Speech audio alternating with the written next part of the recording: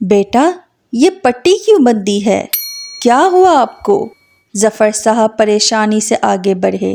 شازمہ نے اسے دیکھ کر سکون کا سانس لیا۔ سر کا ایکسیڈنٹ ہو گیا تھا، بہت مشکل سے یہاں تک پہنچے ہیں، برابر کھڑے موسیٰ نے انہیں بتایا۔ عنایہ خاموش نظروں سے اسے دیکھ رہی تھی۔ آپ کے زخموں سے خون رس رہا ہے، آپ کو تو فوراً ڈاکٹر کے پاس جانا چاہیے، خدا نخواستہ انفیکشن پھیل سکتا ہے۔ ظفر صاحب کی نظر اس کے بازو پر پڑی تو وہ پریشانی سے گویا ہوئے۔ بلکہ موسیٰ بیٹا، آپ ابھی انہیں ہسپتال لے جائیے۔ نہیں، پہلے ہی بہت دیر ہو چکی ہے، مزید تاخیر کرنا مناسب نہیں۔ طلال نے گاڑی نکالنے کے ارادے سے جاتے موسیٰ کو ٹوک دیا۔ لیکن سر، نکاح میں کافی وقت لگ جائے گا، آپ کو لاپرواہی نہیں کرنی چاہیے، زخم بگڑ سکتا ہے۔ اگر آپ جانا نہیں چاہتے تو میں ڈاکٹر کو یہاں لے آتا ہوں۔ موسیٰ نے جھجک کر سمجھانا چاہا۔ جو کہا ہے وہ کرو، پہلے نکاح ہوگا، ابھی قاضی صاحب کو لے کر آؤ۔ طلال کے تحکمانہ لہجے پر موسیٰ فوراً اس بات میں سر ہلاتا کمرے سے نکل گیا۔ ظفر صاحب فکر مندی سے اس کی طرف دیکھ رہے تھے۔ شازمہ فٹافٹ انتظامات کا جائزہ لینے نکلی، کیونکہ وہ جانتی تھی کہ اب تو یہ نکاح اگلے آدھے گھنٹے میں ہو کر رہے گا۔ عنایہ شکن آلود پیشانے لیے اس کی طرف سے رخ موڑ گئی۔ انکل، آپ ان زخموں کی وجہ سے پریشان نہ ہوں، اس سے کہیں زیادہ گہرے زخم اپنی روح پر لیے میں آج تک جیتا آیا ہوں۔ یہ زخم تو نہایت غیر اہم ہیں۔ طلال کے لہجے میں بھی درد سمٹ آیا۔ لیکن صاحبزادے، زخم چاہے جہاں بھی لگے، مرہم رکھنا تو اشد ضروری ہے، ورنہ ایک بے ضرر سا دکھنے والا زخم نہ جانے کب ناسور بن کر ہمیں ختم کر دے۔ طلال کی تکلیف محسوس کر کے ان کا دل بھی بوجھل ہو گیا۔ آپ ٹھیک کہہ رہے ہیں، لیکن کبھی کبھار کسی کے بھروسے کو قائم رکھنا اتنا ضروری بن جاتا ہے کہ اپنے زخموں کی بھی پرواہ نہیں رہتی۔ طلال نے ترچھی نظر عنایہ کی پشت پر ڈالی، جان خطرے میں ڈال کر اپنے عہد کو پورا کرنے سے اگر کسی کے دل میں یقین کی آنچ جل اٹھے تو یہ گھاٹے کا سودا نہیں۔ عنایہ نے اپنی پشت پر گہری نظریں محسوس کرتے ہوئے تڑپ کر پلٹنا چاہا، لیکن اس کے پلٹنے کے عمل سے پہلے ہی طلال سیکنڈ کے 1000ویں حصے میں اپنی نظریں جھکا چکا تھا۔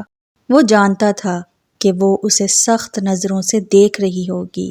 ایک تو خاص اس کے لیے سجایا گیا روپ، مہندی لگے ہاتھ، چھن چھن کرتی چوڑیاں، اس کا لایا گیا عروسی جوڑا، اوپر سے گھورتے نین۔ انکل، میں باہر ہوں۔ طلال گھبرا کر فوراً کمرے سے نکل گیا۔ ظفر صاحب آہستگی سے چلتے ہوئے عنایہ تک آئے۔ عنایہ نے خفگی سے نظریں اٹھائیں۔ اب تو آپ کو بخوبی اندازہ ہو گیا ہوگا کہ میں طلال پر کیوں اتنا بھروسہ کرتا ہوں۔ ان کی بات پر عنایہ نے نظریں چرائیں۔ نکاح مبارک ہو، اللہ آپ کو خوش رکھے۔ وہ عنایہ کے سر پر ہاتھ رکھے مسکرا کر دروازے کی جانب چل دیے، جبکہ عنایہ کو اپنے کانوں میں انجان سی آوازیں آتی محسوس ہوئیں جو یقیناً اس کی شادی کی شہنائیاں تھیں۔ عنایہ بنت ظفر، آپ کا نکاح سکہ رائج الوقت 5 لاکھ حق مہر کے طلال حیدر کے ساتھ کیا جاتا ہے، کیا آپ کو قبول ہے؟